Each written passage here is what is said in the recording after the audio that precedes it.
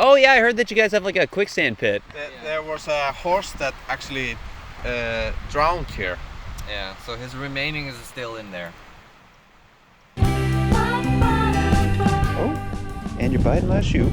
Promise me this isn't poison. Yeah, he's eating it. Okay.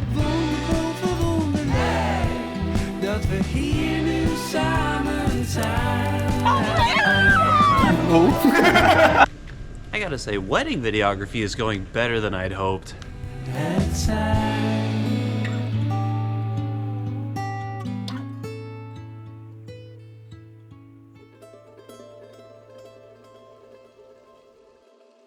Welcome to Iceland. Right now it is August 29th, and I'm standing by the ocean in Reykjavik. I was a flight attendant for nearly 10 years, and this will be one of my favorite trips that I've ever been on. But right now, it is so early, I feel like death. Reykjavik is the capital city of Iceland, and it is known for many famous tourist attractions. We of course have the Sun Voyager, the Viking boat. Wow. That thing would sink immediately. Next up we have the Hallgrim Protestant Lutheran Church. The architect who designed this building made it to look like a geyser. I have no idea if this is true. It costs money to get inside for the tours, so instead I found and fed the local tour guides. I've been summoned out here to film a wedding, so I'm out here staying in a local Michelin hotel. I came here early to overcome my jet lag before I have to film. This has been my jet lag hotel. It's not working. Nearly every day on this trip, I jolted awake at 3 a.m., lost and confused. Hi, have you seen Grjotebor? I've been hearing my neighbors snoring, which has actually been really comforting. I sat in a cafe, watching the boats on the ocean, and I finished a scarf. Come on. Oh, God.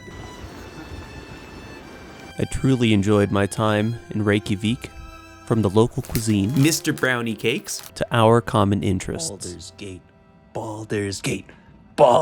And I even talked to people. Something I've loved about Iceland so far is just everybody is so friendly. Every single traveler runs up and talks to you. I met this dude named Jan. He's from Guatemala. He was just telling me about the birds they have over there. You can see monkeys, you can see jaguars, you can see... Hopefully not jaguars too close. Well... It's like at home, I don't make eye contact and I sleep in. But out here, I'm like greeting the sunrise and I'm hugging strangers. Like, I don't know. Cool. Speaking of strangers, it's time to go film some. And now my next plan is I gotta travel up the Bifrost to get up to Hofsfoss. I'm so tired. Let's get that man behind the wheel of a car. And that sounded like a Thor joke, but the highway is actually called the Bifrost. Unfortunately, my phone only works when I have Wi-Fi. So for the entire trip, I cannot use directions. So to get to the north side of the island, I had to screenshot every direction and then dutifully watch for every turn. Luckily, Iceland is known for its visibility. At some point you get confused if you've driven 104 miles or 105 miles. So I stopped to ask the local tour guides.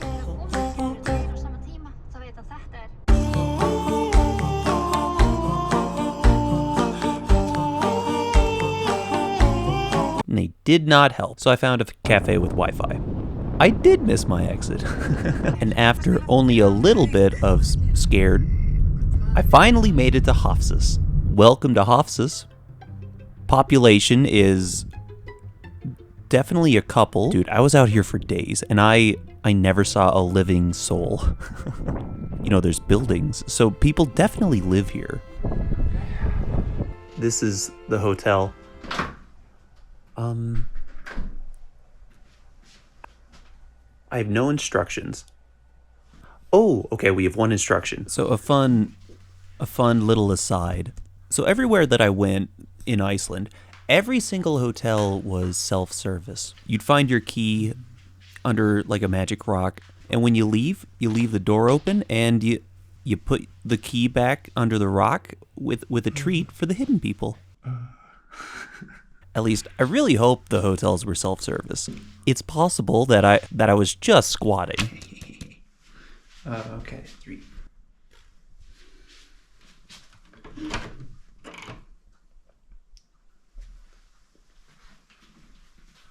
I love it. Well, pack your shit. It's time to interview the owners of the wedding venue. I guess let's start off introduction. Like, tell me your names. Tell me the names of your place. All right. So my name is Stefán Óskar Hólmarsson, and My name is Daníel. and we run a company called Dalasetur. We are renting 3 cabins, and in the summertime we have our coffee house open, and it is called Dala Cafe. That's where we are now. I got lost getting here. I didn't have Wi-Fi anywhere, so all I had was just a screenshot of directions, and I missed it. Oh. Did you know you can download a chunk of Google Maps? No. No, you know. We have potatoes, and I grew up so much here with my grandparents. They used to live here on the house on the hill.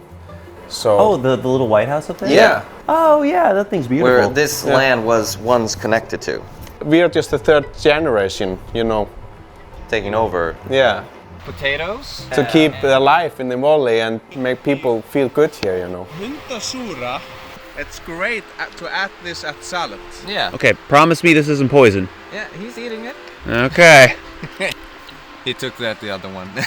The birds kind of like places like this. So we have counted more than 20 species just on our little land of birds. Do you have a favorite bird? I have a favorite bird. It's called rjúpa in Icelandic, and they have a beautiful voice with the sound. It's more like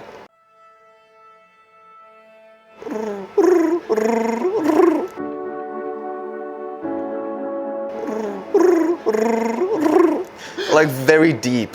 So I was just going to ask you to do the sound. That was my next question.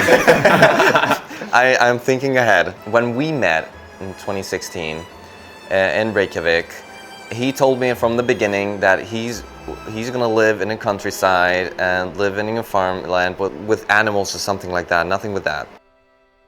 At that time, I was like, "You do you go, girl," and something like that. and when I met his parents, his family, and this land and the area, I just fell in love. Okay, yeah, just keep Just doing that. document that I'm doing all the work. Uh-huh.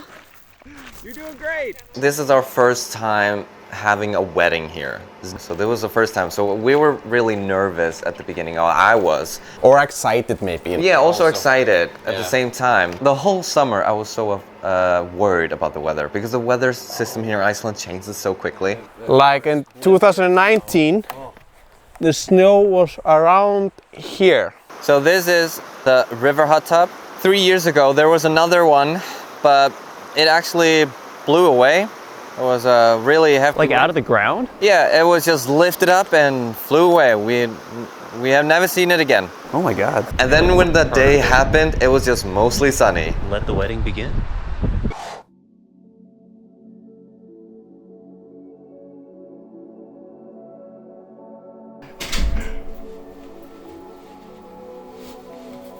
Are we ready? Yeah, we're gonna go sit. Beautiful You Sarah. look stunning. Sarah, stop! I'm gonna cry. I never put one of these on. I'm leaving. Oh no. I gotta put my shoes on real quick. Fantastic.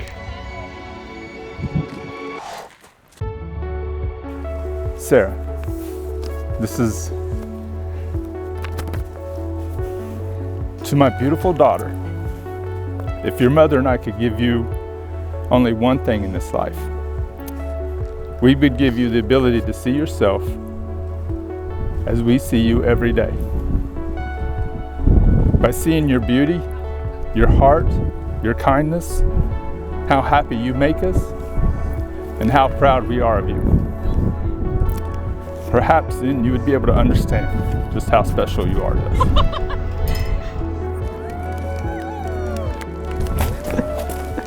They can still see us. Where are we going now? Home. We're going home. Metaphorically. Where we actually went was on a hike of the valley. After the ceremony, all of the relatives went home. Then Stefan offered to take the bride, the groom, the bridal party, and me Do not step in that. on a hike of the valley. Similar as quicksand over here. Oh yeah, I heard that you guys have like a quicksand pit. There was a horse that actually drowned here. Yeah, so his remaining is still in there. So if you want to go for a dip, we don't recommend it, but you're on your own. Like the horse that fell down here, it just vanished. Yeah. Yeah, does it like don't really pull you know how in deep it or is. like It doesn't end. Yeah, we don't really know how deep it is. Nobody knows. is there I will say at least 3 meters. I have tried like more than 3 and didn't find the... 3 meters is this around similar as a normal bus? That's all. Oh, wow, okay. So we can fit a few more horses in there. Yeah. Yeah. Hey, real quick, I think it's important to mention that the horse that drowned was Daniel's grandfather's brother's horse, right? So this happened this story happened 2 generations ago. This property is fenced off and all the wild animals in the area are safe from the soul pit. Yeah. Probably thinking you have some grass. Oh, yeah. Dude, I would eat some grass too if I had it. Oh, yeah. Oh, you can pull my fingers? Oh, yeah. My flesh is very salty. Wow. Hi. Beautiful smile. So we found ourselves petting these wild horses in a field in quiet reverence. Oh, and you're biting my shoe. Oh, for my jacket. Oh.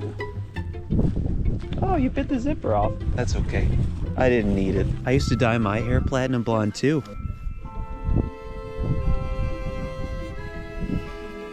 In Red Dead Redemption 2, you'd be my horse now. I've heard that. There's one gray one over here that has like a full beard. Yeah, I think... Yeah, with Melissa. That's the one that keeps eating my shoes. Yeah, he's the one that ripped a hole in my jacket, and I was like, Oh, wow. Okay, so this is a multiple time offender. You're so good. You're so cool and handsome. This has been one of my favorite trips I've been on. I love this place. Oh my gosh. You know, horse, back at home, I avoid eye contact and I sleep in. Kind of impossible to avoid eye contact with you. Thanks, friend. Thanks, friend. Thank you all. So then after a, spiritual experience of petting feral horses, we returned to the cabins and played a relaxing game of Vikings. Vikings! Okay, so all that you need to know right now, we have to stand behind our stick and knock over their stick. Whoever does that first gets to knock over the middle stick. The middle stick is called the king. It's guys versus girls. That was close. So everybody chill out. Everyone chill. Everyone relax. Oh! Oh! All right, Sarah, your day.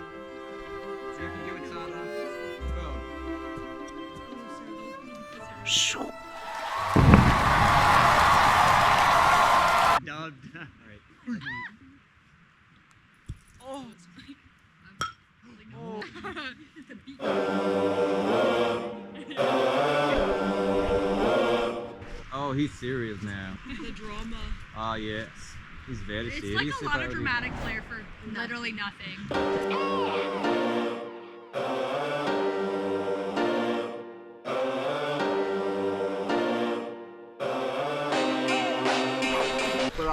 Here. Maybe you want to delete that. You have 4 chances to knock this king down. 4? Oh, actually, those are the rules, like 4. From here? From there, yeah. This game before you're heading back home. I don't think it'll fit in my suit. Ooh. All right, 3 chances. Ah. 2. Oh! Topple the monarchy! The foreigners won again. Curse the foreigners!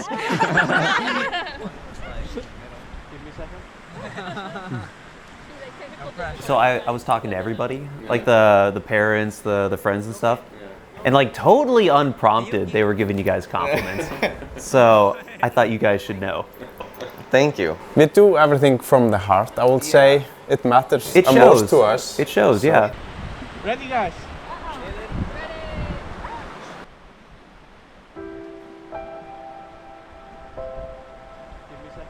I vision it like if you just go from the planet, you're just a spirit comes to the planet, you have some vision and plan, you should do it, not have a worry like paying some loan or something. It will all figure out, you will all just die in the end, you know. It's very important to enjoy the journey. So it's sometimes good to visualize, go out of the planet, you know. Maybe you're somewhere else, you know. Maybe you're just brought here to spread the kindness or something. We are all just helping around. I just see that my path like that. Yeah, So you I'm just like- got to be true to yourself. Yeah. So I'm so grateful to, you know, I'm doing what I'm doing. But of course it's so much struggle in the same time. But we should never like focus on that. Struggles just are in life, just to make you stronger and keep on going, and you know. Yeah, it's like struggles, like, I don't know, they keep being blessings for me. Yeah, struggles are a blessing. Yeah, somehow. Yeah. If you don't get struggles, That is the universe telling you, go away. It's not your path, you know. Yeah, you must grow. Yeah. You have more for you. You have to do mistakes to really learn from the mistakes. If you don't do anything, you're not learning anything. Exactly.